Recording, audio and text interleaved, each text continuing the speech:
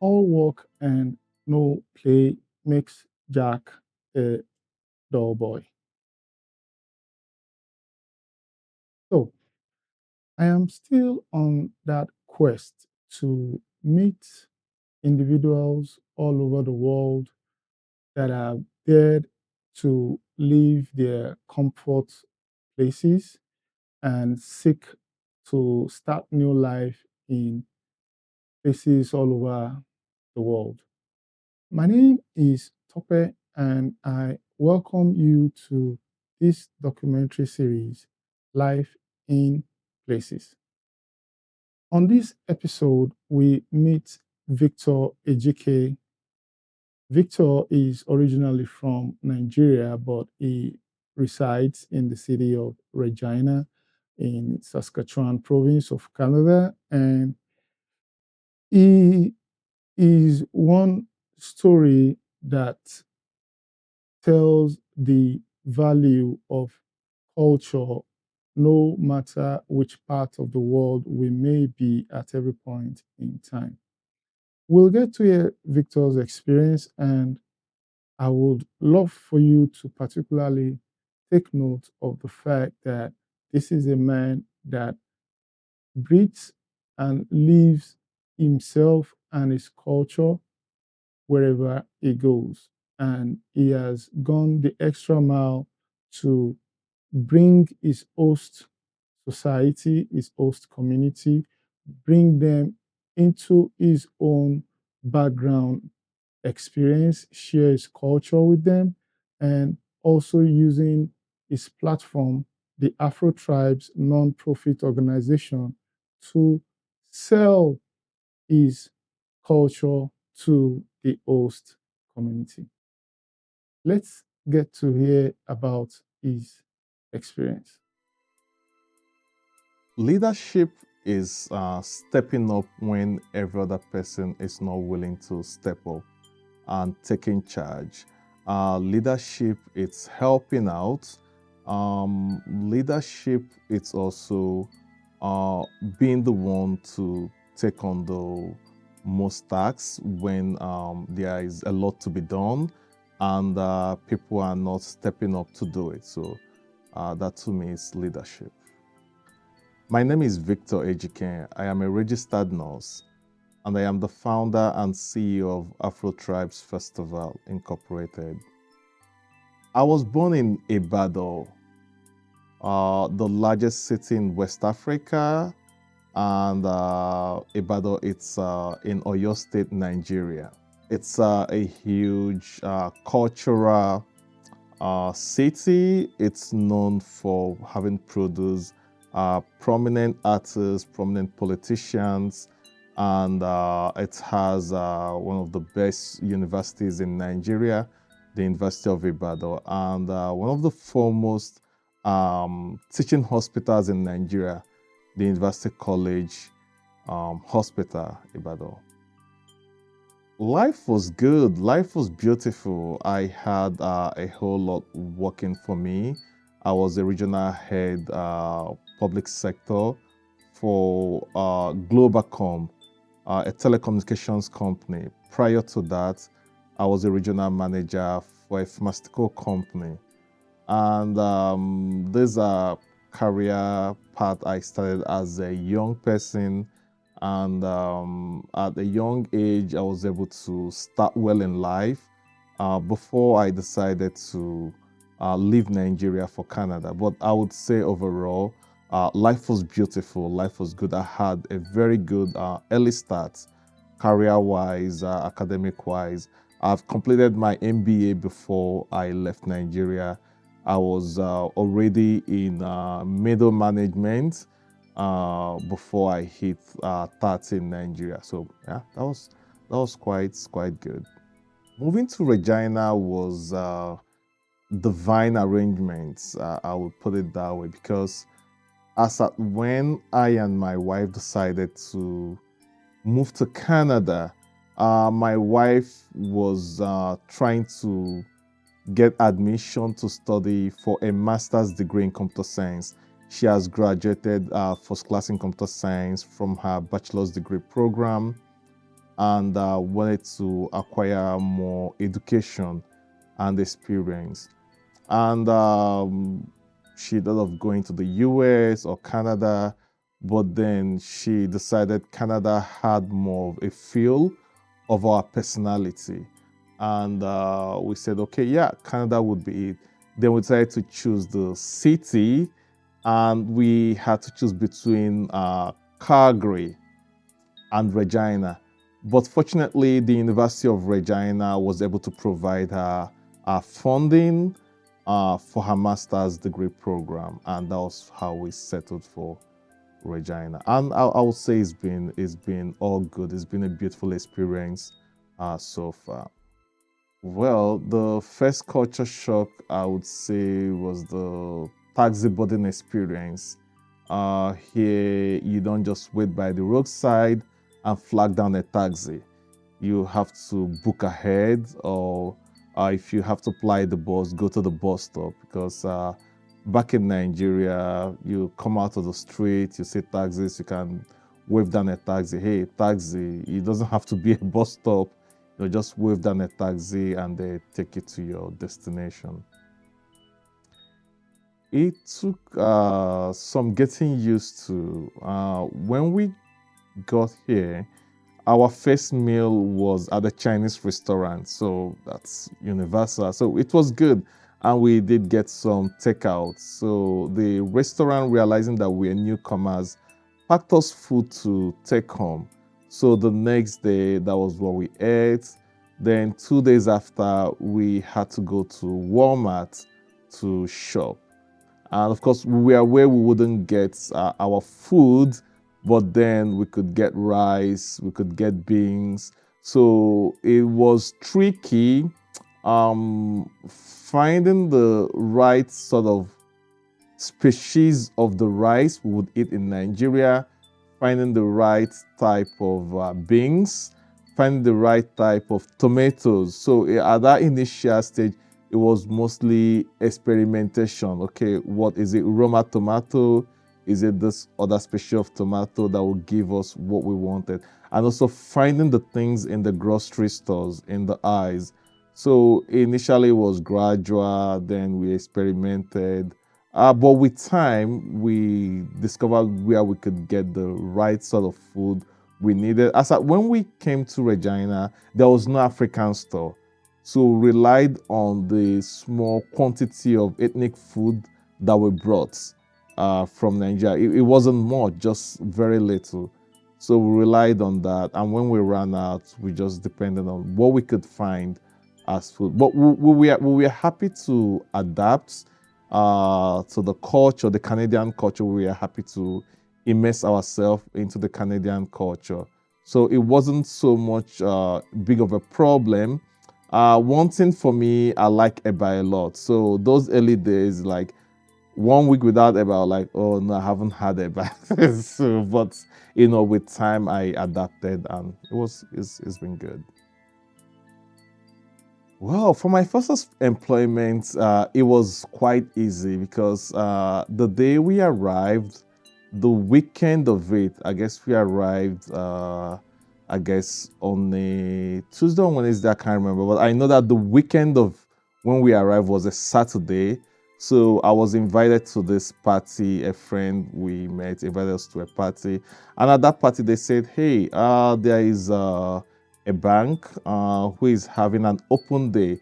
You should go." Before I left Nigeria, I wasn't interested in working in the bank, but I gave it a shot. I went for the open door on Monday, and I was hired instantly. I walked in and I walked out with a job. So that was how quick, I got a job. And at that time, a lot of people were surprised. It was a job. People asked me, "Did you study here?" I said no. They're like, "How did you get the job?" But before I left Nigeria, I was honestly not scared of my job prospects. I had good skills, I had great transferable skills, and I had great communication skills. So I wasn't concerned at all. And I would say since I moved to Canada, I've never been unemployed. I've always been employed. My first job was working in banking in Canada. and I transitioned from banking to becoming a registered nurse.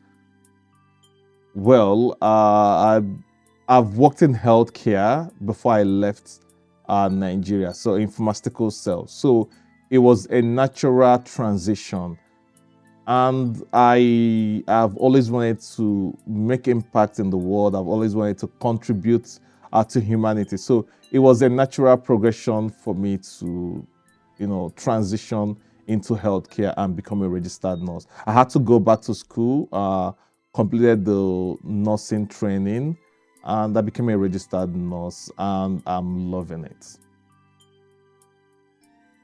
Well, when we arrived Regina, there was nothing. There was no festival.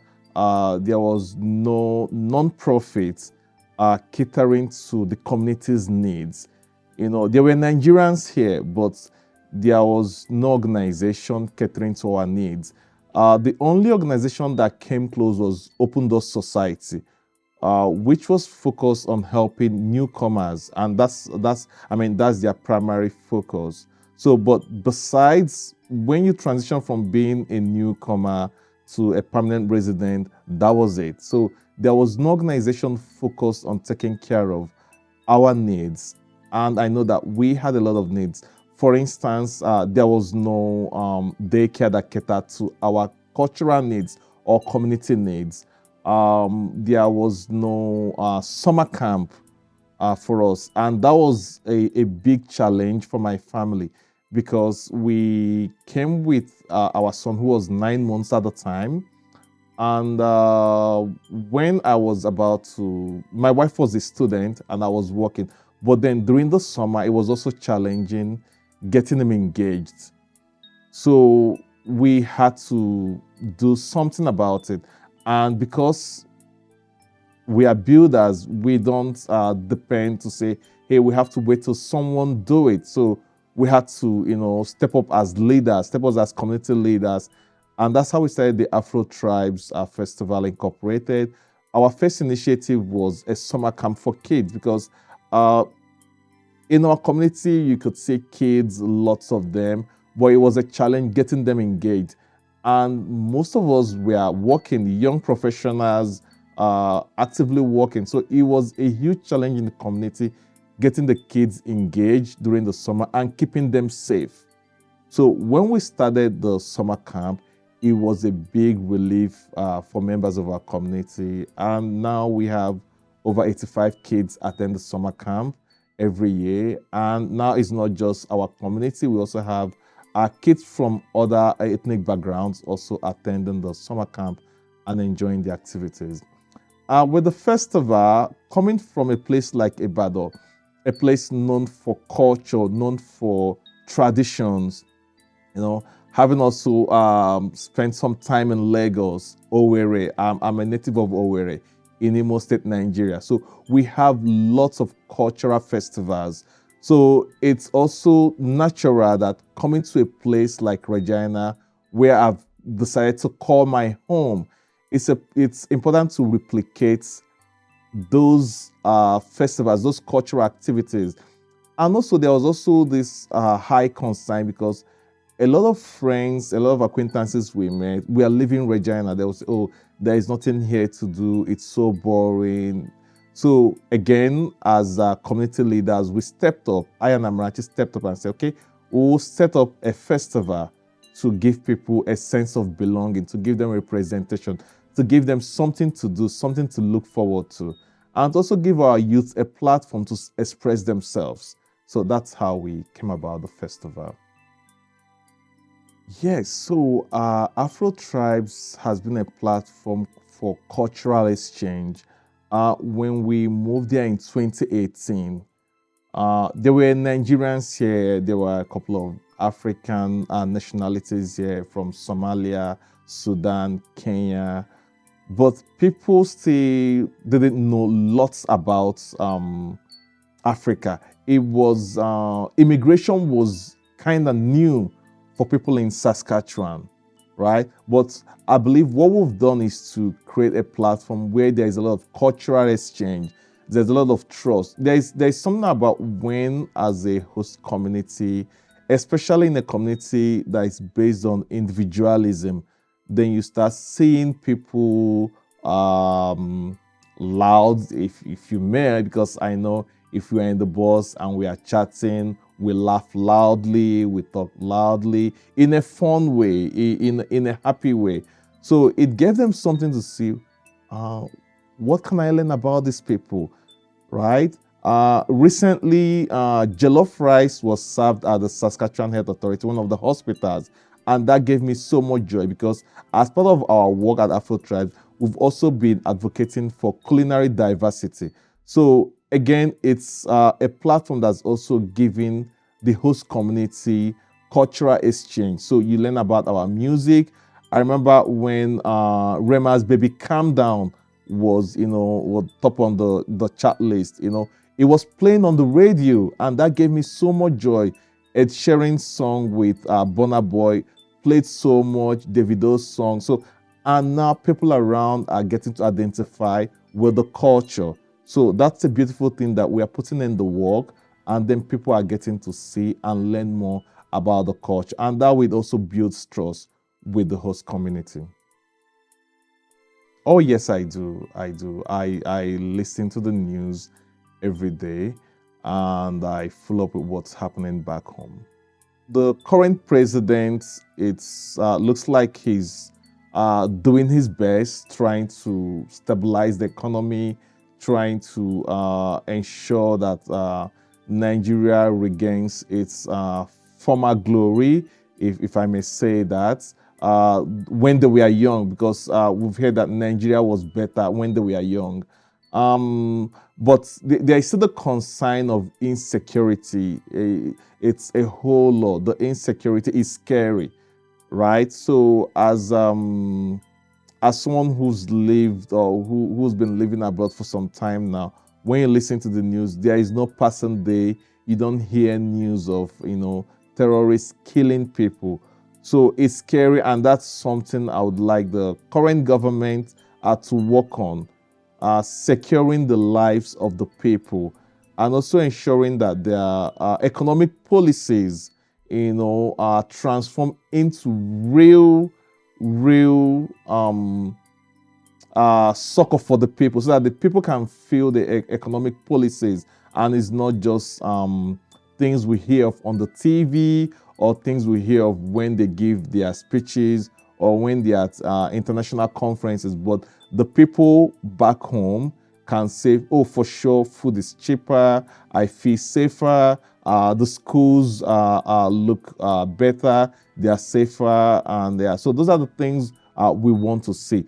I mean, migration is usually a function of dysfunction where you currently are, right? Like in our own case is unique. Okay, we didn't move for greener pastures per se.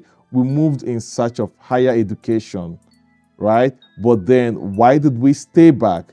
Because again, safety concerns, a downturn in economic activities. So that's why we decided to stay back. And when you look at the history, even the history of Canada, many Europeans who moved to Canada also moved because things were not going great in their home countries, be it Poland, Ukraine, Germany, and they decided to move to Canada and then stayed back, right? So hopefully things turn better, and then we can also contribute to making it better. But for now, Regina, Canada is my home, and I'm happy to contribute to make it even better. There have been so many incidences that have happened that, again, I would like to share more positive things that have happened. For instance, graduating from college in record time,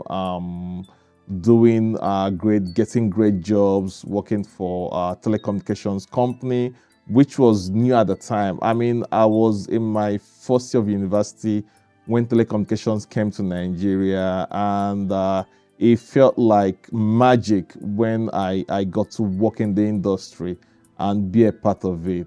But when the schools were shut down for almost a year, that was something very sad, because it's sad to see a university system that trains young people, youths, right, being shut down for almost a year.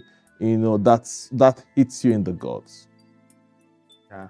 Yeah, so one of the songs I love that I still carry with me is Seven Lives by Beautiful Nubia. It's one song that I still remember. And, during my quiet moments, I listen to it. It's a great song. Um, Journey through the life, oh, I travel overseas, always moves until time, it's so free. Sails, never rest, never rise. Listen, in your home. Oh, oh, oh, oh, oh, oh, oh,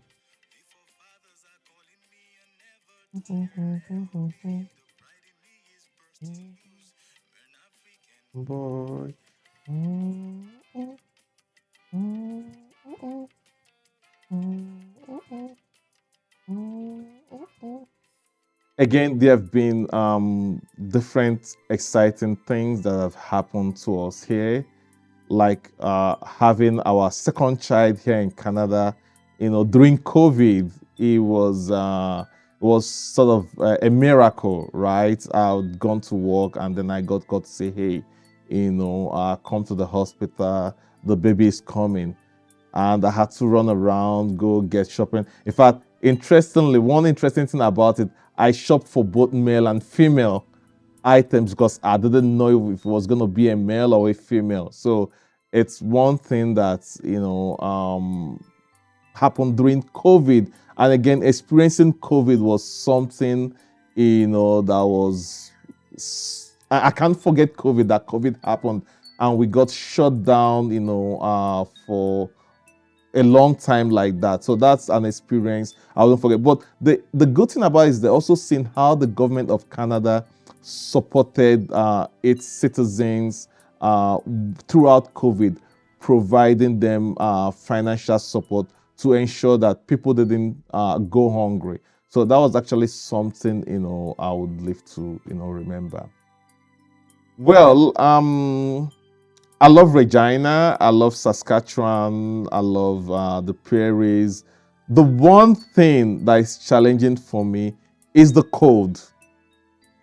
It's too cold in the winters, and I don't want to be shoveling snow when I'm 60. I don't want to be shoveling snow when I'm a senior. So, although, yes, I could move into a condo, I could move into a townhouse where I don't have to do that.